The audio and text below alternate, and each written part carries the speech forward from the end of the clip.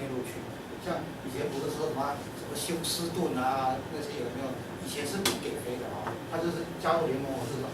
那当然这个是一个航空公司营运的哈。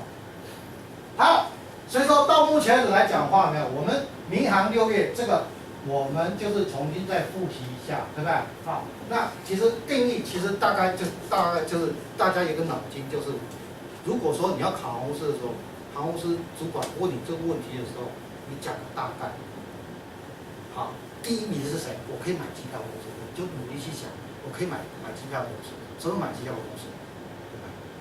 你是讲说联合航空可以买一伞，你懂吗？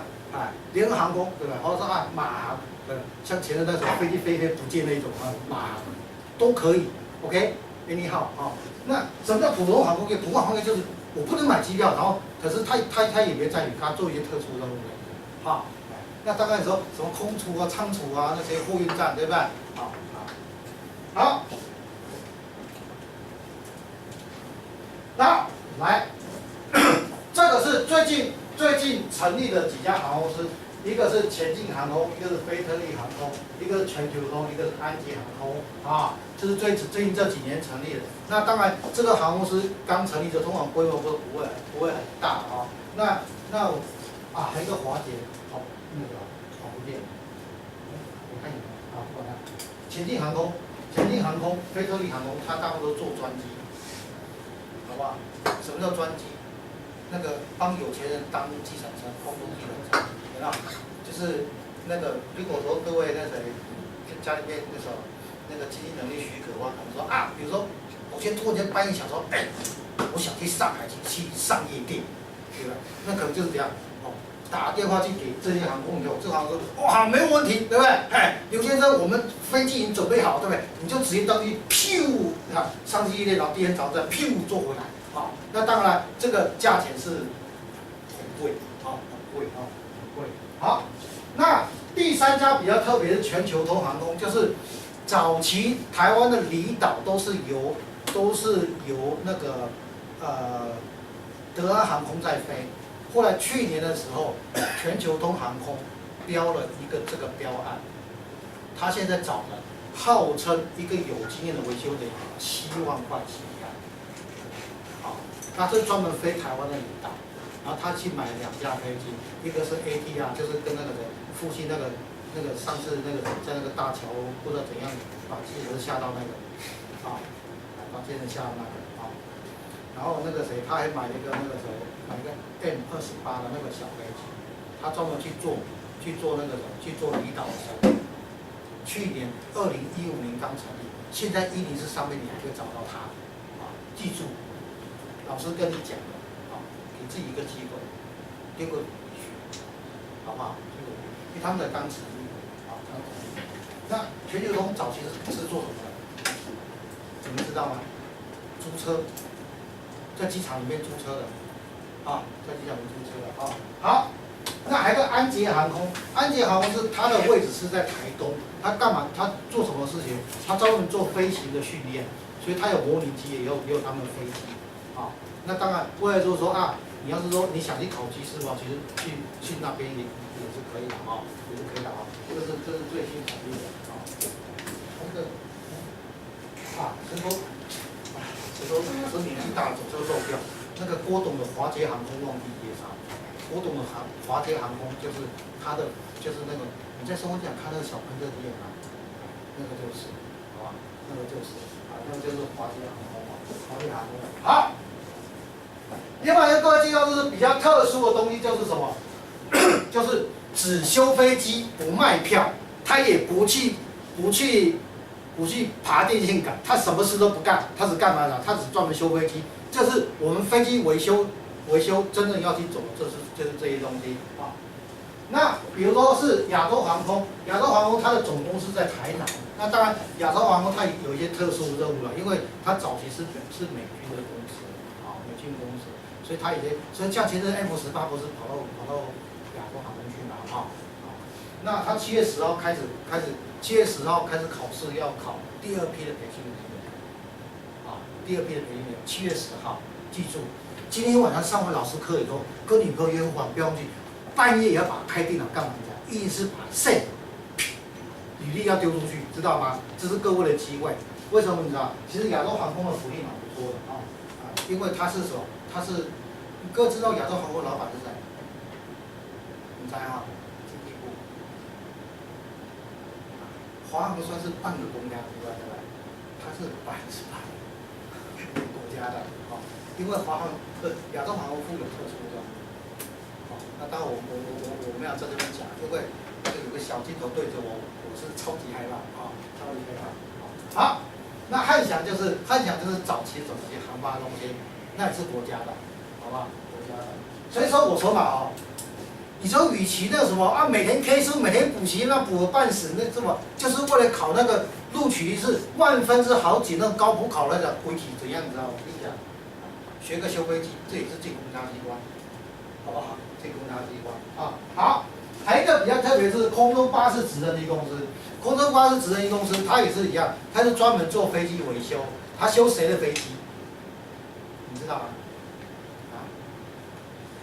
什么台湾某某大学，什么台湾某某大学募款了50万以后就爬到某个山上去，突然间气象主播说不行，那时候台风来了大学生说我下不了山怎么办？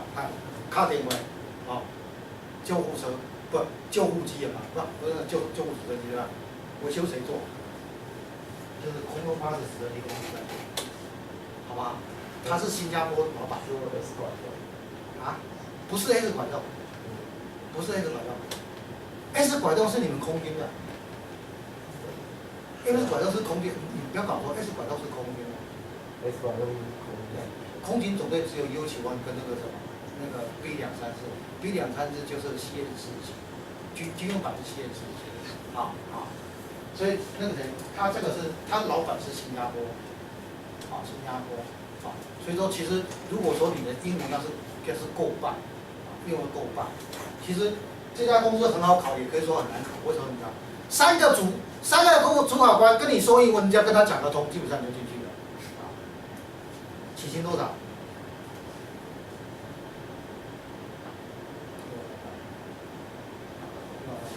那当然它有门槛，就是我就说英文那还有一个是长荣航太长荣航太这谁？那帅哥他以前待过长荣航太也是一样长荣航太是目前为止航空公司里面训练做的最好的，是我看起来训练最好。所以说我刚为什么跟他开玩笑说我是不走长荣体系，为什么呢？因为我虽然说当老师只能在这边骗人家，那时候还骗钱，我长荣航空我还进不去长荣航空进不去，他们老师相当优秀，他们教育制度做相当好，所以事实上，所以说上次的时候我不跟各位讲说，我教各位去写履历，对不对？给谁？给长荣航太。为什么？因为其实各位年轻各位年轻事实上学一点。你像他长荣航太出来，对不对？长荣航太出来，我告诉你，到其他家公司都不一样。为什么你知道吗？因为他们的训练是做的真的很好。不知道你有没有体会？几月？3个月。3个月。你去3个月。对啊。3个月就下现场。3个月下现场。他说不用教下去了。其他大概都半年1年啊。3个月。但是你知道很多公司是没有3个月，你知道吗？可是话说，他有没有叫你付任何训练费？没有。他还发薪水给你，对不对？对吧？提前拿着毛巾，真的因为这个东西学校是你自己的，对吧？没错吧？他训练做得好。那我们接下来讲廉价航空那也是一样我先只是给各位一个概念各位。廉价航空的飞安是不廉价我不是说吗？航空它是特许行业，相对的，你飞机能不能飞，你是不是飞机，由谁认定？不是由航空认定，是由民航局认定。所以廉价航空也是一样廉价航空它只有哪个差别，你知道吗？你知道吗？第一个，它的飞机的位置有没有会比较窄，就是一架飞机它要坐比较多人，因为一架飞机坐的越多人，它的赚的钱越多，对吗？好，那第二个比较特别是怎样的？就是说，它的那个它的飞机通常那什么使用率会相当高，多高？你比如说北高的可能这样，那天到了飞到那个飞机真是累得要死累得要死那另外一个是讲它飞机的种类会比较单纯，那其实讲那么多，你说啊这么多啊啦啦，说啊老师这么多英文，我实在是跨国啊，没有关系，我跟你讲啊，如果说一旦你们考试的时候被问起什么叫廉价航空的时候，其实我告诉各位，因为廉价航空在台湾是新概念，啊，那当然早期在美国就有，那新概念，我告诉各位，廉价航空有一个特性，第一个它这样是次级机场，什么叫次级机场，你知道吗？哎，比较偏远，比如说原来是要落松山的，我就是要落到花莲去，啊，它会落比较偏远机场。第二个，它的飞机的位置会比较窄，好，跟台湾高铁一样，好，会比较窄。那第三个就是说怎样，它的飞机通常机种都是单一个机种，不会太多机种，或者太多机种它的维修会很复杂，好，它的维修问题，啊，那另外一个是怎样，它的服务是没有，也不是没有，就使用者部分。哎，我以前在美国的时候，连上厕所都要花5块钱美金，可是呢，廉价航空也很贱，它贱在哪里你知道吗？它只有一样东西不要钱，它什么东西都要钱，它只有一样东西不要钱，所以说基本上来讲，那种它就有这种概念。廉价航空它喝的水是不要钱，但是上厕所要钱，所以你拼命喝水好了，对吧？拼命喝水啊。所以这个廉价航空它的定义在这边，所以各位要有一个概念啊，一个概念就是说，廉价航空不是说那廉价航空是不是飞行员也比较便宜，空姐也比较便宜，然后那维修人员也比较便宜，就是说，本来要换2个轮胎，我只要换1个轮胎好了，没有没有除了这些不能打折以外，那它就是说从其他地方去动手脚好。所以说那个在好早以前，我以前在美国读书就新亚航空就是专门飞737-800，不是，他专门飞737系统，他是那什么第一个去搞廉价航空这个东西这个东西。不过老师以前那时候在美国读书，因为当学生比较穷我通常我会怎么办嘛？因为喝水不要钱，对吧？你真的上飞机拼命喝吗？不是，只要机长开始广播说，我们现在开始准备落地的时候。把空姐叫来，我口好渴，你哪个商品空姐给我？为什么？我心想蛋，对不对？为什么？想上厕所没有关系，我下飞机我再上下飞机我再上这是很多美感好，所以说目前为止我们那个桃园机场那个来回的有这么多的那个廉价航空的飞机，所以说事实上他们班机很多很密集的。各位，做廉价航空有一个诀窍。出第一趟门的时候超北走，不要超南走，因为你做廉价航空，你是不是要转机转来转去，对吧？要转来转去，对吧？朝南走通常会再来转机，香港，对吧？香港他们的那个过夜费不会太贵，廉价航空它一定会收钱的。你朝北走，从济州岛走，尤其你要到上海，对吧？从济州岛再转上海，济州岛在上海飞只要30分钟，从济州岛那边超飞走。其实我有一个梦想，就是我可不可以做廉价航空，那什么到美国去试试看，到美国试试看。那当然那时候真的要很多学校。好，那接下来我们讲到重点。那各位知道维修部门，你知道维修部门下面有很多单位。相对它有很多单位的时候，它的人是不一样的，其实它里面工作人员是不一样的。那不一样来讲的话，就是说你不要跑错地方，不要跑错地方，不要跑错地方。好，我们先讲修管这个部门修管部门它是做什么用的？你们顾名思义知道它是干什么用吗？一个妈妈在家里面煮菜，对不对？后来说来，我要煮出3道一汤。又要煎鱼，又要炒菜，又要炖熟的猪肉，然后要什么汤？什么时候要开始炒菜？什么时候切菜？什么时候要去煎鱼？这个谁在管？修护管制这个单位在管，好不好？修护管制这个单位在，所以这个有概念各位，修护管制基本上它是男女兼收男女兼收也要有概念不过通常那个因为修护管制东西来讲的话，它的英文就是 MCC， MCC， 所以里面大部分成员都是女生好，另外一个是技术补给什么叫技术补给？就是你现场不是来的要件是一个啊，技术补给顾名思义讲是管技术跟补给啊，技术跟补给，技术掌握在谁身上？各位航空师里面技术掌握在谁身上？啊，竞争技术掌握在谁身上？任何一家公司都一样，技术在谁身上？工程师，对吧？工程师啊，工程师。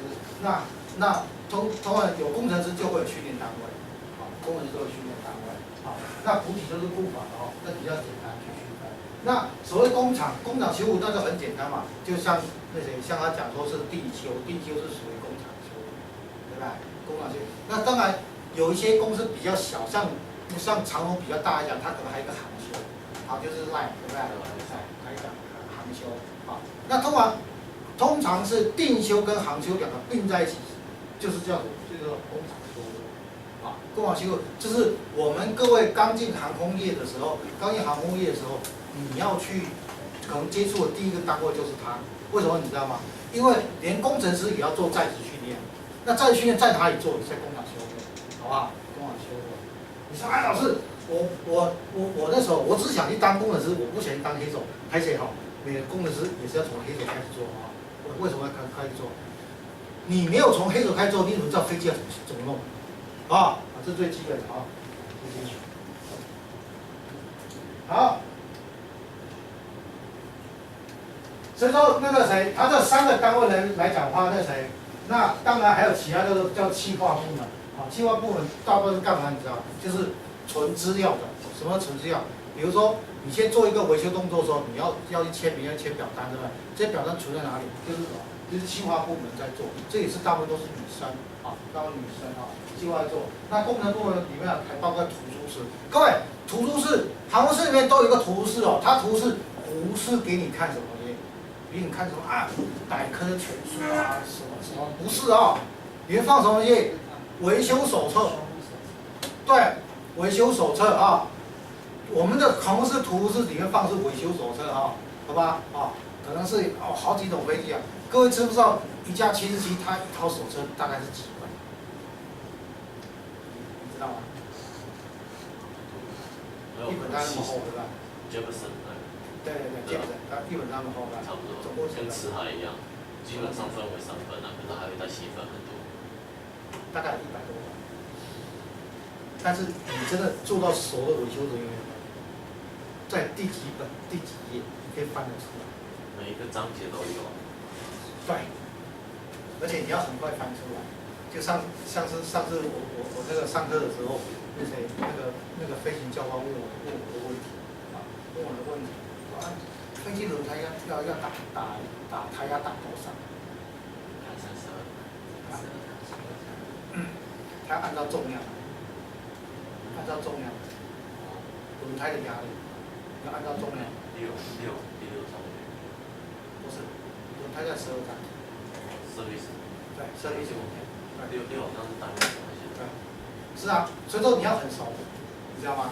你要很熟，像我们常翻这些书来讲话的，然后当然了，那个谁，其实翻书翻得很厉害的那个书有吧，通常都黑黑的，啊，对不对？通常黑黑，没有白白干干净净的啊，其实主管他要看出他的人员有没有按照维修手册来，很简单，他去图书室去把他那个维修手册拿出来翻就知道了，上面看有没有很多黑纸印，哦，黑纸印啊，黑纸印啊，好，那另外一个就是那个什么，这是库房了哈，各位知道航材的库房啊很特别，特别在哪里你知道吗？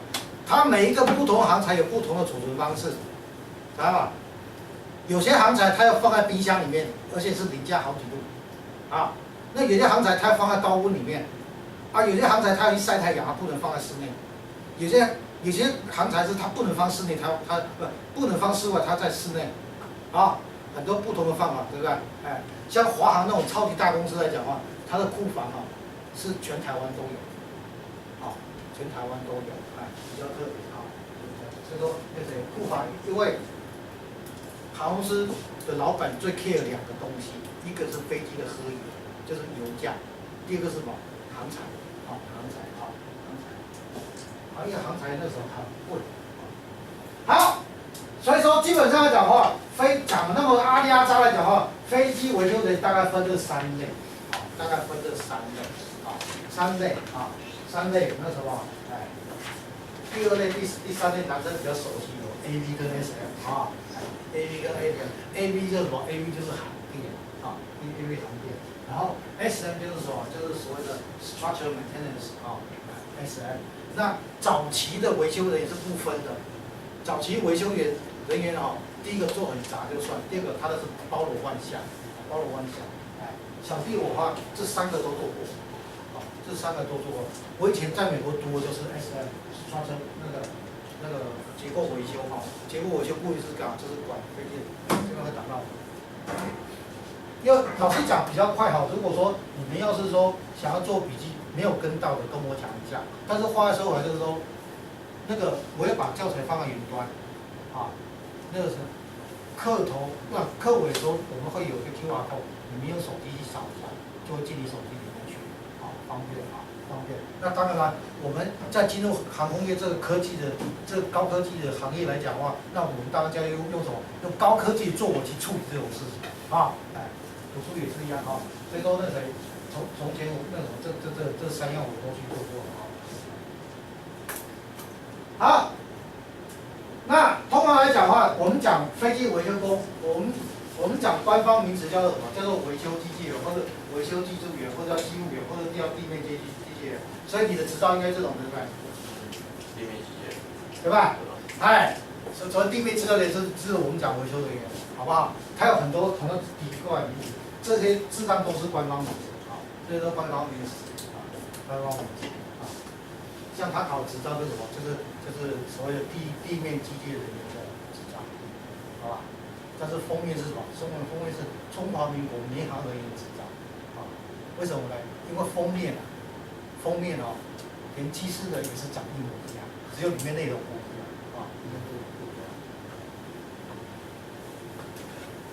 好。所以通常来讲的话呢，他航空师招飞机维修工大概是22岁到38岁，啊，28到38岁。那你说老师，那我40岁怎么办？很多时候只是一个参考值，懂吗？因为年纪大了，他还是要看你的工作经历，啊，看你工作经历。比如说像老师已经50岁了，可话说啊，你说那个谁，那个执照掏一掏，那个谁啊，你要哪一张我随便掏给你。如果这样的话，有没有？就年龄就不考虑了，好不好？而最要是航空师进去的时候，他可能会看学历，但是进去以后，你如何发展，他是不看学历的。我不是说嘛，对不对？我不是说我一个朋友那谁，他才刚毕业，我的妈呀，那个谁，哦，我说早知道我就进长荣去，好早的时候，对吧？好早的时候跟他进长荣去，啊，他现在这样超火，你看一个高职毕业生，那谁，你可以招20几万不容易，真的不容易。你像现在那时候低薪的环境来讲的话，啊，不是很容易啊。那当然了哈，然后你当维修人员，你要经过很多考试啊，有的没有的啊。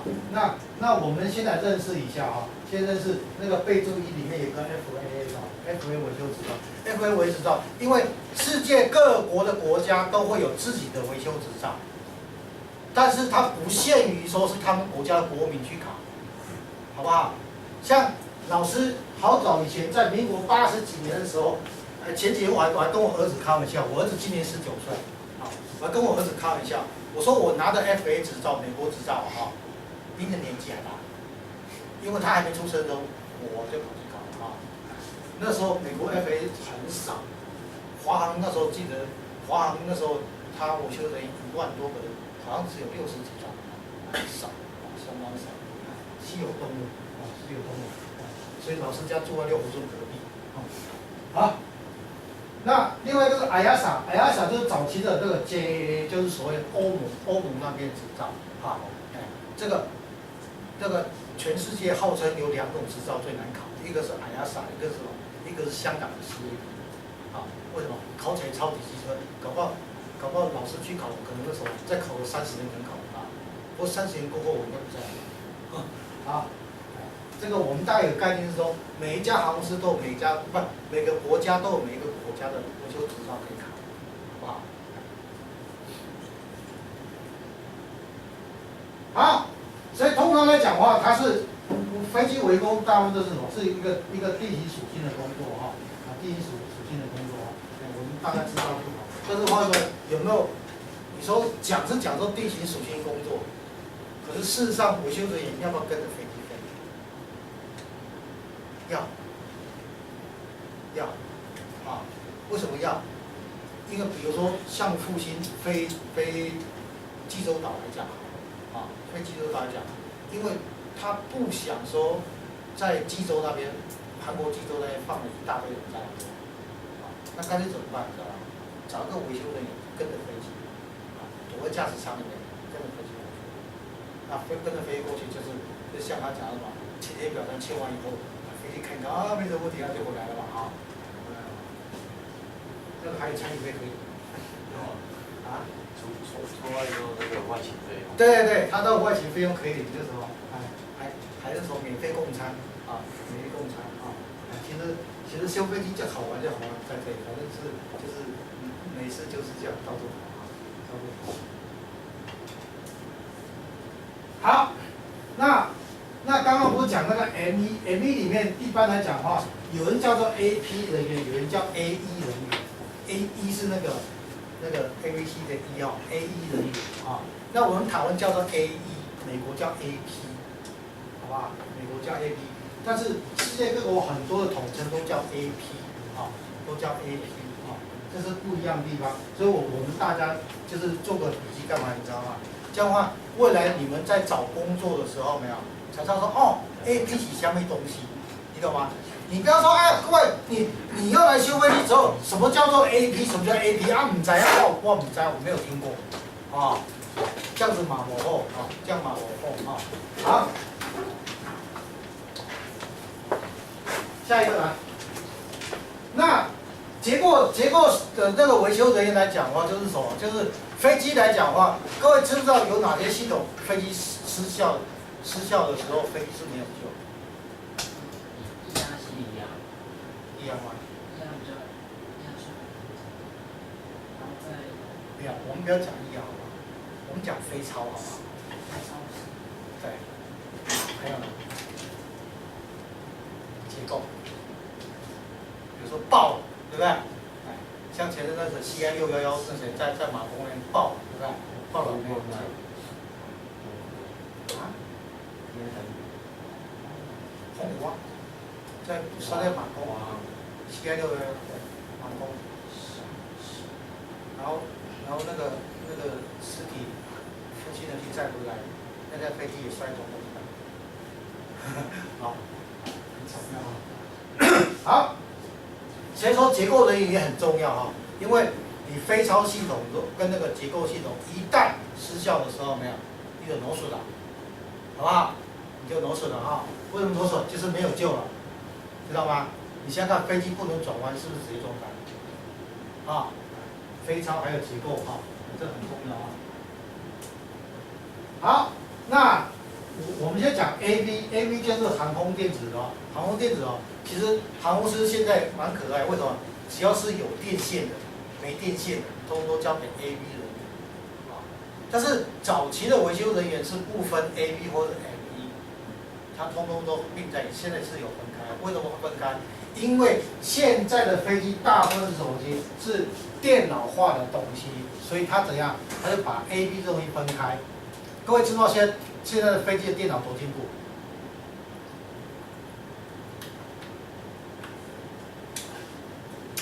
它可以自动起飞、自动落地。